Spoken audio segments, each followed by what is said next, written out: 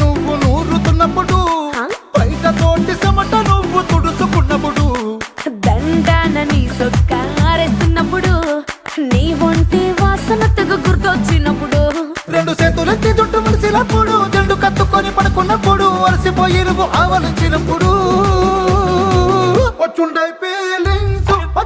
feelings వచ్చి వచ్చి చంపేస్తు